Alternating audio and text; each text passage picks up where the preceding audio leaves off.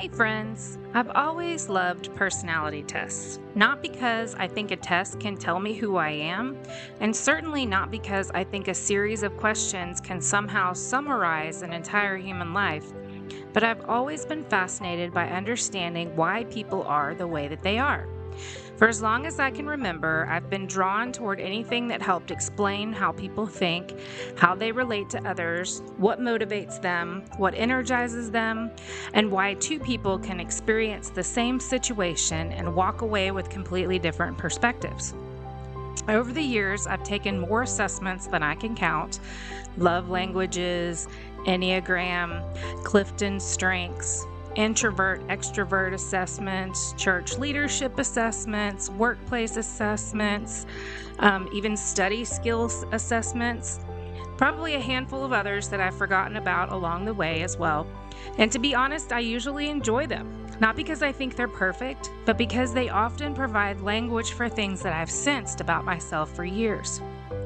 They can help explain why one person thrives in a crowded room while another person feels exhausted after an hour. They can help identify natural strengths, motivations, communication styles, and ways we tend to interact with the world around us. I've always found that fascinating, partly because I'm naturally curious, and partly because I genuinely want to grow and be better. A friend who told me a few years ago that I'm what he would call a seeker, and I think that's probably true. I've always been interested in becoming the healthiest version of myself possible. Not a perfect version, not some polished version that never struggles, just a healthier version. I like understanding what comes naturally to me. I like understanding what challenges me. I like understanding where I work best. I like understanding where I need help.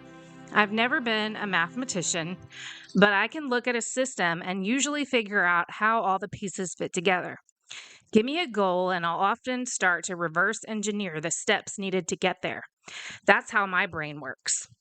Of course, the irony is that the same brain that enjoys building systems can also become completely overwhelmed when there are too many moving pieces all at once. A few years ago, we were converting our homeschool room into separate bedrooms for our boys, and I remember standing there staring at everything that needed to be done in that classroom. There were books everywhere, furniture that needed to be moved, supplies to sort, things to donate, things to keep. The entire project felt so overwhelming that I practically froze. I just sat there staring at it all and had to eventually tell myself, just pick up one thing, not solve the whole room, not solve the whole project, just pick up one thing, deal with it, and then another, and then another. And somehow that's often how growth works too. We don't figure ourselves all out at once. We pick up one thing, and then another, and then another, and eventually we begin to see patterns.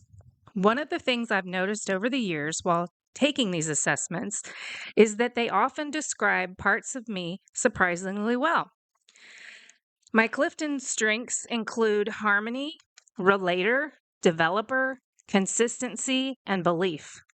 My Enneagram results have frequently pointed towards type 9. I'm what most people would call a strong introvert. When I read those descriptions, there are moments where I think, yep, that's absolutely me. But then there's something interesting that happens. A few years ago, during one of the biggest growth seasons of my life, I retook one of those tests or personality assessments, and I got a completely different result. Not slightly different, but completely different, which immediately created a problem. Because if the results changed, did I change? Was I suddenly a completely different person? Or was the assessment measuring how I was functioning during that particular season of my life? And that's when I started realizing something important. Every one of those assessments could tell me something useful, but none of those knew what I had lived through. None of them knew about the little girl navigating two emotional worlds after her parents divorced. None of them knew about learning to read rooms before I could understand myself.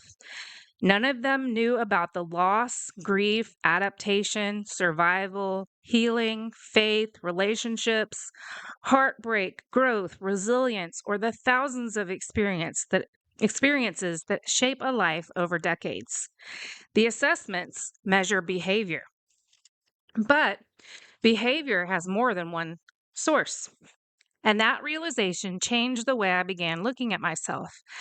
Because maybe understanding ourselves is a little more complicated than discovering our personality type. Maybe some of what we call personality is personality, and maybe some of it is gifting. Maybe some of it is temperament, and maybe some of it is adaptation. And what if all four of those things can show up in the exact same behavior? That's what I want to talk about today. The older I get, the more I realize that understanding yourself is rarely as simple as finding the right label.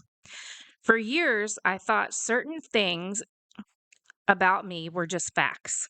I thought I was sensitive. I thought I was an overthinker. I thought I was low maintenance. I thought I was accommodating. Thought I was independent. I thought I might be anxious. I thought I was a peacemaker. And I thought that I simply was wired to avoid conflict. And to be fair, there is probably some truth in every one of those descriptions. The problem wasn't that they were wrong. The problem was that they felt incomplete. I think one of the mistakes we sometimes make is assuming that because a behavior is familiar, we automatically understand where it came from. But familiarity and understanding are not the same thing. Something can feel completely normal for decades and still have roots that you've never fully explored. That realization started becoming more obvious to me when I began looking at some of the personality frameworks I had collected over the years. One of my CliftonStrengths themes is harmony. And when I first read that description, I immediately recognized myself.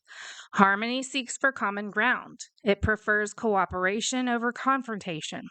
It looks for areas of agreement and naturally tries to move people toward shared goals rather than prolonged conflict.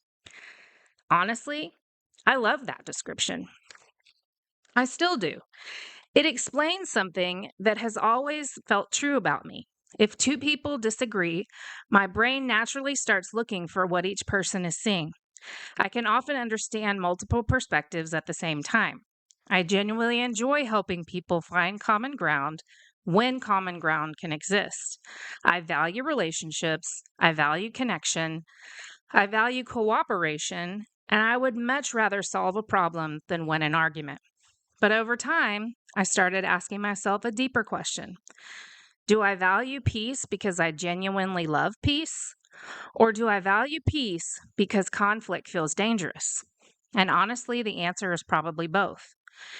That's where things become more interesting because harmony explains why I naturally seek agreement. But harmony alone doesn't explain why conflict can sometimes feel physically uncomfortable. It doesn't explain why my instinct is often to disengage when conversations become heated. It doesn't explain why tension can linger in my mind long after everyone else has moved on. The more I reflect on it, the more I realize that some of those my experiences taught me that conflict wasn't simply disagreement. Conflict often came with loss. When my parents divorced, I didn't just lose the version of my family that I had known. We moved. My environment completely changed. The people who had been part of my everyday life simply disappeared. Looking back now, I understand the practical reasons that we no longer lived on a horse farm where my dad and my mom lived and worked. So naturally, I wasn't going to keep seeing the trainers and the people connected to that world. But children don't process events that way. As a child, I simply felt like people stayed behind with the life that disappeared. I saw similar things happen over and over again growing up. An uncle divorced, and my aunt disappeared from my life. Years later, he remarried, and although his wife has been part of the family now for decades, my childhood memories still associate the word aunt with the person who was there during those formative years. The same thing happened with another aunt's divorce later on. Her former husband still is the person who first comes to mind when I think about my uncle, because those early relationships become deeply anchored in the memory. I've always found that fascinating. Not because I struggle to accept change, but because relationships deeply matter to me. And because I never fully understood why adults seemed so willing to erase entire chapters of connection when conflict entered the picture. I remember seeing this play out in churches. I remember watching friendships disappear after divorces, and I remember seeing people choose sides and draw lines and act as though years of shared history suddenly no longer matter. One experience in particular has stayed with me for years. I attended the funeral of a close friend's father. It was one of those moments where you expect people to focus on what truly matters, the life that was lost and the family that's left behind. But individuals from a former church greeted me warmly and began making conversation. Everything felt completely normal until I mentioned that I was working with this same friend again. And the moment I said his name, the conversation and the mood changed. There wasn't an argument, there wasn't a confrontation. There was simply an uncomfortable pause followed by an abrupt end to the interaction. I remember walking away thinking, we're standing at a funeral. Surely, if there was ever a place to set old grievances aside, it would be here. But apparently not. And moments like that have always fascinated me because my mind simply doesn't work that way. I understand disagreements. I understand hurt feelings. I understand boundaries. I can understand distance when it's necessary, but I've never understood why conflict has to erase every good thing that came before it. In fact, one of the times that I felt most strongly about was when my sister in law got divorced. More than anything, I found myself advocating for her daughter. I didn't want that sweet little girl hearing negative things about her father from people around her. I didn't want her carrying adult conflicts that would never have been asked to inherit. Maybe that's because I knew what that felt like. She didn't choose her parents any more than I chose mine. She deserved the freedom to love them both. And the older I get, the more I realize those experiences shaped how I think about conflict, loyalty, relationships, and even belonging. A personality assessment can tell me that I value harmony. What it can't tell me is why fractured relationships affect me so deeply. It can't tell me about the years I watched conflict lead to separation. It can't tell me about the experiences that taught me relationships could disappear unexpectedly. It can't tell me why preserving connection feels emotionally important to me. Those aren't personality traits, they're life experiences. And I think that's where self discovery becomes far more interesting than self labeling. Because when we start looking beneath the behaviors themselves, we often discover multiple influences operating at the same time. Maybe you are naturally peaceful. Maybe you are deeply empathetic. Maybe you're highly relational. Maybe you've learned to avoid volatility because it once felt unsafe. Maybe all of those things are true all at the same time. And I think that's what I've been slowly learning. The goal isn't to figure out which single label explains me, or even you, my friend. The goal is to understand the many different experiences, gifts, strengths, and adaptations that all contributed to the person that we've become. I think this is where the conversation becomes even more interesting for me because for a long time, personality frameworks felt incredibly helpful. And to be clear, I still think that they are. I still enjoy them. I still find value in them. I still think they can provide language for understanding how we naturally move through the world, even those silly ones on Facebook. Somehow, I can almost always see a little piece of it that fits. The problem isn't that the assessments are wrong. The problem is that they aren't able to tell the whole story. A few years ago, during one of the biggest growth seasons of my life, I decided to retake one of the personality assessments I had completed before. I wasn't expecting anything dramatically different. I assumed the results would be mostly the same, maybe with a few minor differences. Instead, I got a completely different result. And I remember staring at the screen thinking, well, that's unexpected, because now I had a problem. If the assessment changed, did I change?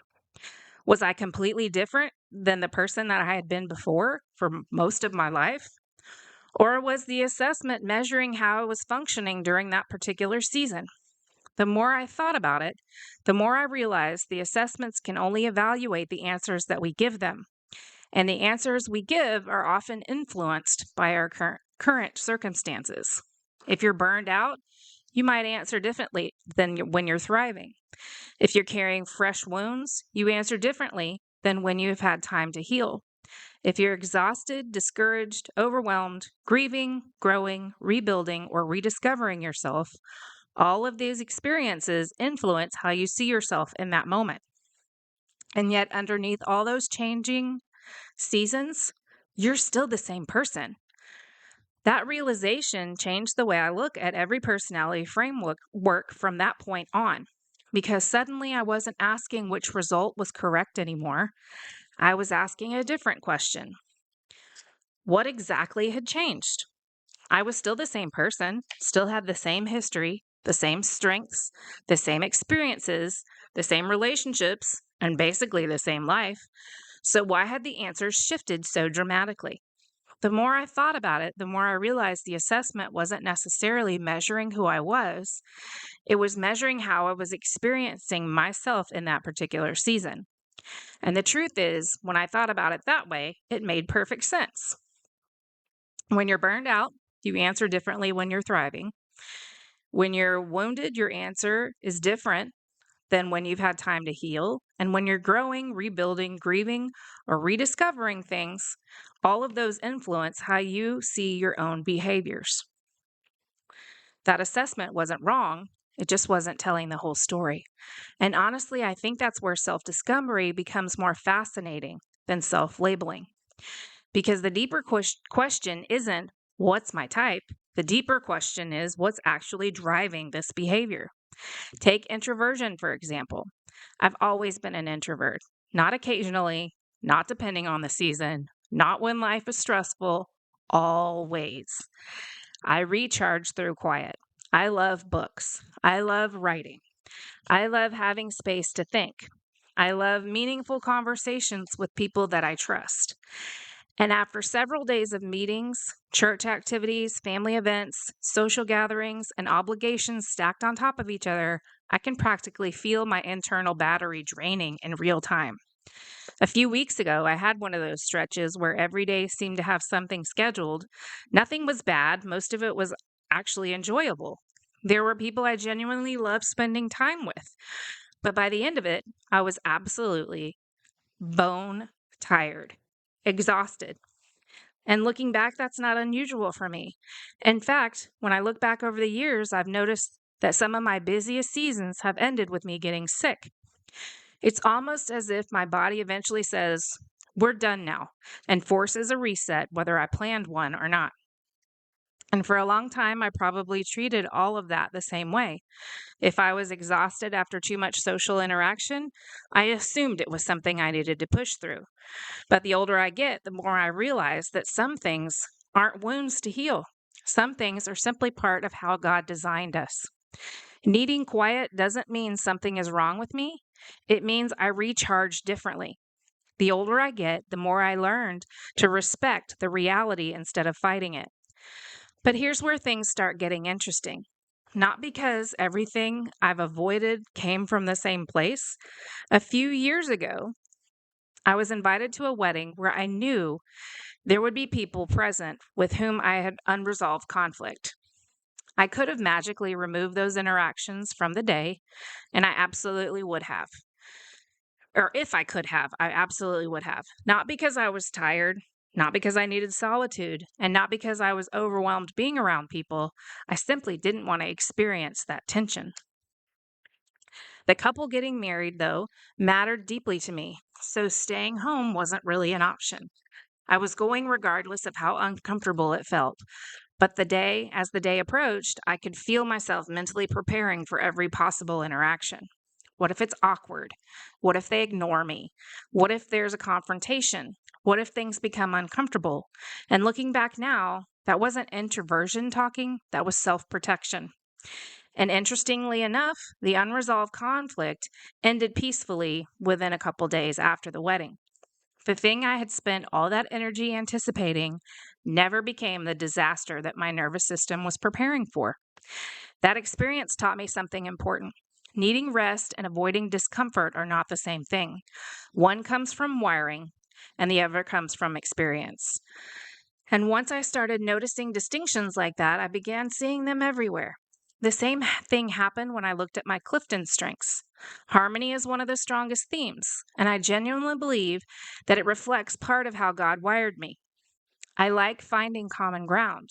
I like helping people to work together. I like cooperation. I like solutions. I like seeing multiple perspectives. Even when I disagree with someone, I can usually understand how they arrived at their conclusion. That's a strength. But my fear of conflict isn't entirely explained by harmony, because harmony doesn't explain why conflict became associated with loss. Life experience explains that. Growing up, I watched relationships disappear after divorces. I watched families split into sides. I watched friendships end over disagreements. I've watched people erase years of connection because conflict entered the room. As a child, those experiences quietly taught me that disagreement often came with separation. And if separation hurts, of course, part of you starts trying to prevent it. Suddenly, the behavior looked like peacemaking wasn't always coming from the same place. Sometimes I was pursuing peace because I genuinely valued peace. Sometimes I was pursuing it because I feared what might happen if peace disappeared. Same behavior, different motivation. And honestly, I think many of us discover this if we're willing to look deeply enough. The behavior itself isn't always the story. The story lives underneath the behavior. That's why two people can appear almost identical from the outside while being driven by completely different things internally. One person may avoid conflict because they're naturally cooperative, and another may avoid conflict because they're afraid of losing connection. One person may enjoy solitude because they're introverted, and another may isolate because they're hurting. One person may be highly responsible because they're gifted in organization, and another may feel responsible for everything because they learned very young that someone had to hold things together. The behaviors may look nearly identical, but the roots are often very different. And the more I reflected on that reality, the more compassionate I became about myself. Because instead of asking what was wrong with me, I started asking what these patterns had been trying to accomplish all along. And truthfully, that's one of the kindest questions that we can ask ourselves. One of the things that surprises me the most as I get older is how differently I see my younger self than I used to. For a long time, I looked back at parts of my story and saw weakness. I saw someone who worried too much, felt things too deeply, replayed conversations long after they ended, and worked harder than she probably should have to keep relationships intact. I saw someone who carried responsibility that wasn't always hers to carry, someone who had spent tremendous amounts of energy making sure everyone else was okay before asking whether she was okay herself. And in reality, if I'm not careful, I can slip into that way of seeing myself sometimes. But when I step back now, I can look at some of those same experiences through older eyes, and I don't see weakness the way I once did. I see resilience, not the flashy kind of resilience that gets written about in inspirational books, and not the kind where someone conquers a mountain and emerges victorious at the end of the movie. I mean the ordinary kind, the kind that quietly survives, the kind that adapts, the kind that keeps moving forward before fully understanding what it's carrying. Because when I looked back now, I don't see a weak little girl. I see a little girl who learned how to board airplanes by herself because that was simply what life required. One of the things I understand now is that I never could have explained as a child how often change seemed to arrive while I was sleeping. I went to bed on New Year's Eve one year expecting the next day to feel like every other holiday. And instead, I woke up to discover my parents had left town in the middle of the night because my grandfather had passed away. A little over a year later, I went to sleep believing everything was normal. And when I woke up, my father and sister had moved out. The divorce had begun. And looking back now, it's easier to see why uncertainty became such a familiar companion. Not because anyone intentionally taught me to expect loss, but because life kept delivering it unexpectedly. Things changed while I slept. Relationships changed while I slept. Entire chapters of life seemed capable of ending overnight. And when experiences like that happen often enough, a child doesn't usually develop a sophisticated explanation. They simply learn to stay alert. I see a little girl learning how to navigate two very different worlds without ever being asked whether she wanted that responsibility. I see someone trying to make sense of an adult emotions before she was old enough to understand her own. I see someone learning how to belong in multiple places while never feeling fully settled in either one. And honestly, that's a lot for a child. For years, I looked at that little girl and saw weakness. Now I see something very different. I wasn't weak. I was carrying things that were meant for people much older than I was. And somehow, despite not having the language or maturity to fully understand what was happening around me, I kept moving forward.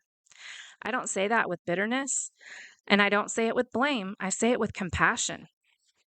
Because children don't get to choose the environments they grow up in. They simply learn how to function within them. And the older I get, the more amazed I become at how adaptable children really are.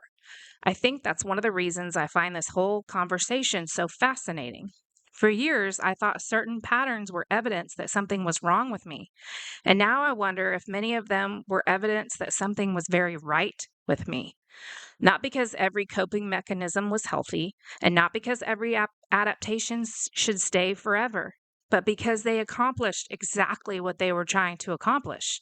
They helped me survive seasons I wasn't equipped to navigate any other way. Take hyper-awareness, for example. For years, I thought I was simply too emotional. I could walk in a room and immediately tell when something felt different. Maybe it was a change in tone. Maybe it was a change in body language. Maybe it was simply the feeling that something wasn't being said out loud.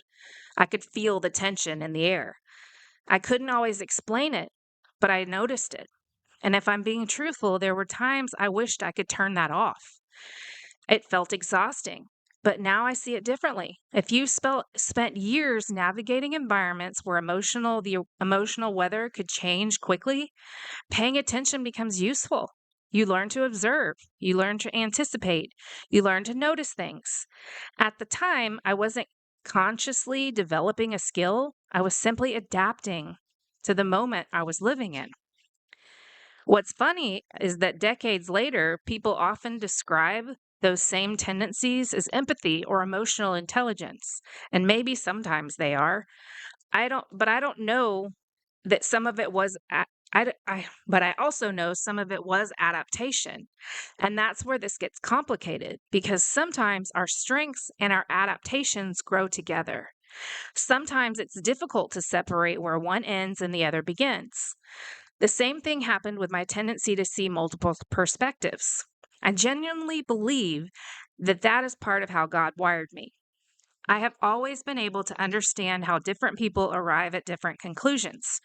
Even when I disagree with someone, I can often understand the path that got them to their position. And that ability has served me well through life. It has helped in friendships, marriage, leadership, church work, parenting, and pretty much everywhere else. But I also wonder if part of that skill was sharpened by necessity. When you grow up navigating different viewpoints, different expectations, different emotional realities, you become practiced at seeing through more than one lens at the same time. Not because you're trying to become wise, but because you're trying to understand the world that you're living in. And maybe that's the thing that I've been realizing lately. Not every adaptation becomes a weakness. Sometimes it becomes a strength, or even a superpower, if you will. Sometimes the very thing that helped you survive becomes one of the gifts you eventually offer to other people. The challenge is learning when you're using it as a gift freely and when you're still operating from fear, because those are not the same thing. I can seek peace because I genuinely value peace, or I can seek peace because I'm afraid of what conflict might cost me. I can help people because I love helping people, or I can help people because I'm afraid that they won't value me without helping. I can understand someone else's perspective because I care about them, or because I've spent time trying to prevent disconnection. The behavior can look identical from the outside, but the motivation underneath it changes everything. I think that's what I've been learning through this entire season of healing. The goal isn't to eliminate every adaptation I've ever developed. The goal is to understand why it exists and keep what still serves me and release what no longer does. I'm learning the difference between who I am and what I learned along the way.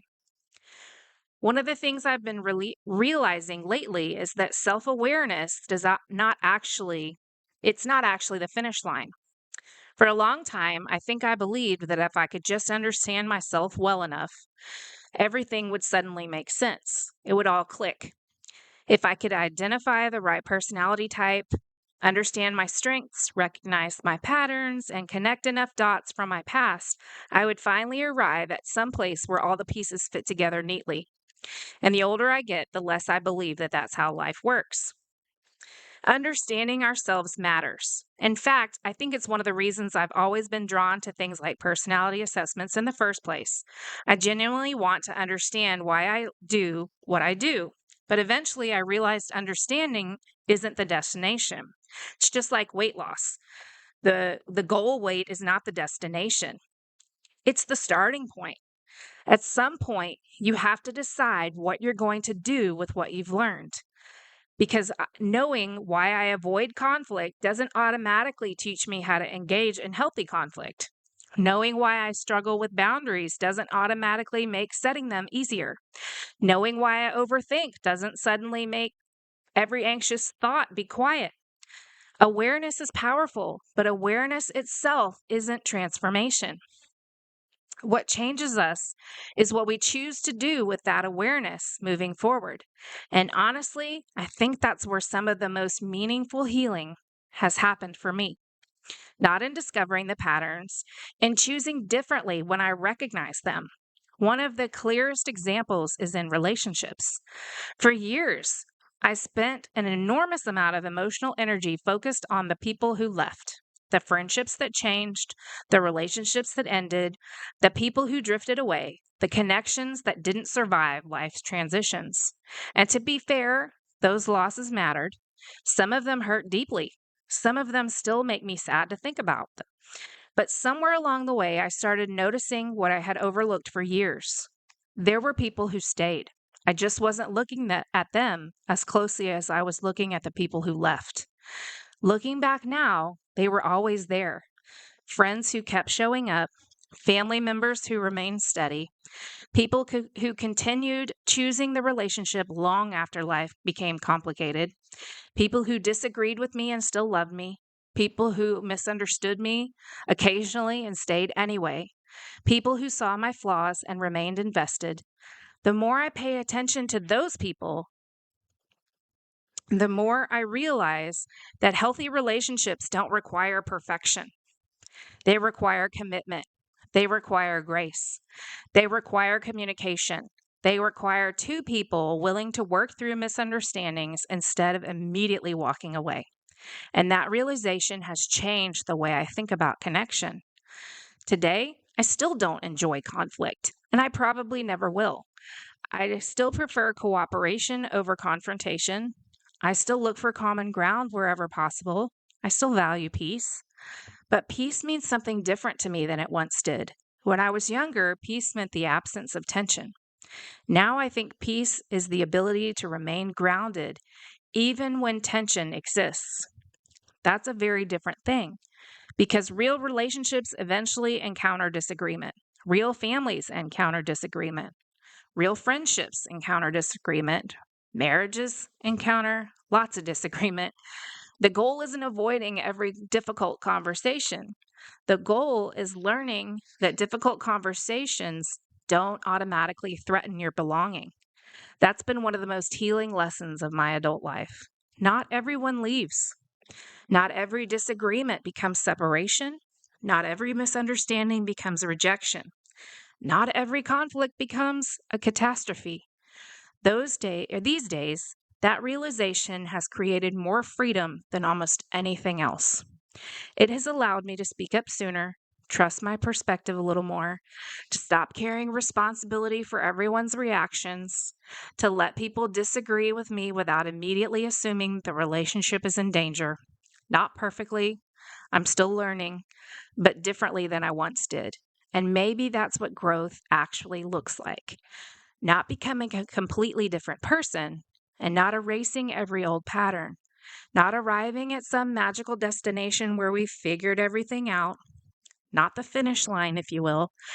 Maybe growth looks more like becoming increasingly more honest about who we are and what shaped us and what we want to carry forward from here. Because the truth is, there are parts of me that I want to keep. I want to keep my empathy. I want to keep my ability to see multiple perspectives. I want to keep my compassion. I want to keep my desire for connection. I really want to keep my love for people. Those things are gifts. But there are other things that I'm learning to release. The belief that everyone must understand me. The belief that every disagreement automatically threatens connection. The belief that my worth depends on keeping everyone happy. The belief that I must constantly earn my belonging or my way into a room. Those things served a purpose once, but they don't need to lead anymore. Honestly, that's one of the most hopeful discoveries I've made through healing. We don't have to reject our entire story to grow. We can honor what helped us survive while also choosing what helps us thrive. One of the unexpected gifts of healing is that it doesn't just help you understand your past differently, it helps you experience your present differently.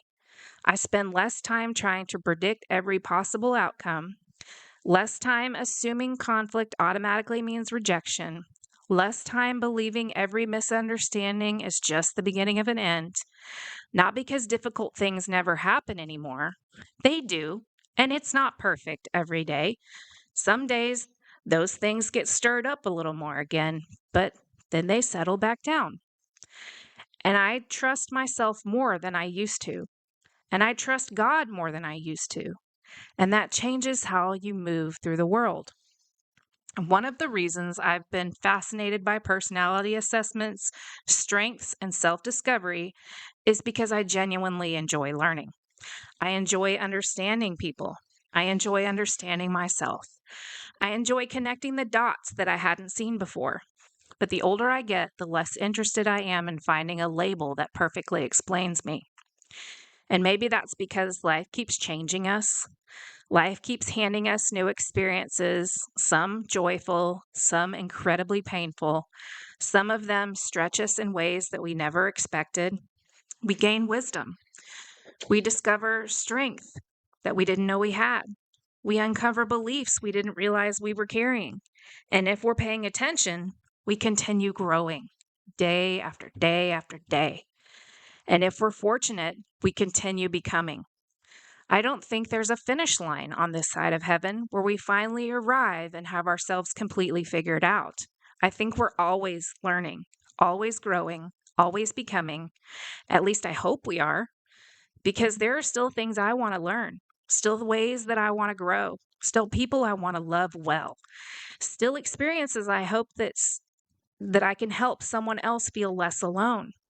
Maybe that's part of the gift of healing, not because it gives us all the answers, but it gives us the freedom to keep asking better questions, to keep growing intentionally, to keep becoming more fully ourselves. This past weekend, I celebrated my birthday. And one of the gifts I received with a note, actually not a note, she gave me the gift, and then she pulled me aside. And she told me that she believes I'm a rising star and hopes that she'll get to see me sharing my writing and speaking to people while she's still alive. She's in her 80s, so she added that last part with a laugh. But she truly sees something in me that she would like to see spread to a bigger audience. And a younger version of me probably would have immediately dismissed that, explained it away, focused on why she was wrong. But these days, I'm trying to hold these moments differently, not because I suddenly think I have everything figured out, but because I'm learning that maybe some people sometimes see things in us that we're still learning about ourselves. And maybe that's true for you too. Maybe there are strengths in you that you haven't fully emerged yet. Maybe there are gifts that you don't understand or have underestimated. Maybe there are parts of your story that once felt like liabilities that God is quietly transforming into something meaningful. Maybe you're still becoming. Actually, we all are. Truthfully, I think that's the good news, because understanding ourselves isn't the destination, it's the invitation to live more intentionally, to love more freely, to heal more honestly, to use our experiences for good, to keep growing for as long as God gives us breath, and keep becoming safer inside our own lives. If today's conversation resonated with you, there are a few episodes that connect naturally to what we explored today. Episode 20, Why You Don't Trust Your Voice in the Moment. Episode 22, Is It Really Peace If It Costs You Yourself?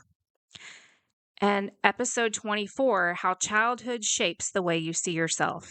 Together, these conversations explore how our experiences shape identity, belonging, peace, and the way we move through relationships. And if you're someone who enjoys processing through journaling and reflection, I've also created companion guides and workbooks that go with these episodes. The one for this particular episode will include reflection questions, exercises, and tools to help you explore the difference between your natural wiring, your strengths, and the adaptations that you developed through your life. You can find that guide along with all of the other companion resources at healerhopegiver.com. Hey friends, thank you for spending part of your day with me. If this episode spoke to you, I genuinely would love to hear about it. I read every message, every comment, every email, and hearing your stories is one of the most meaningful parts of creating this podcast. If something in today's conversation helped put words to an experience you've struggled to explain, send me a message and tell me about it. And if you know someone who has ever wondered why they think the way they think, react the way they react, or struggle with patterns they can't quite understand, I hope you'll share this episode with them and invite them into this space. Because healing becomes a little less lonely when we realize we're not the only ones asking these questions. If you'd like to explore these concepts deeper within your life, you can always find episodes, resources, companion guides, workbooks, and more over at healerhopegiver.com. And if you haven't already, make sure you're following the podcast wherever you listen, whether it's Apple Podcasts, Spotify, YouTube, or iHeartRadio, or your favorite podcast app. Following the show helps more people discover these conversations and join our growing community. As always, thank you for being here, thank you for listening, and thank you for allowing this space to be one where healing, faith, and honest conversations can coexist together. I'll meet you back here Thursday for the devotional episode, where we're going to spend some time reflecting on the God who knows us completely, even in the seasons when we're still discovering ourselves. Until next time, keep becoming safer inside your own life.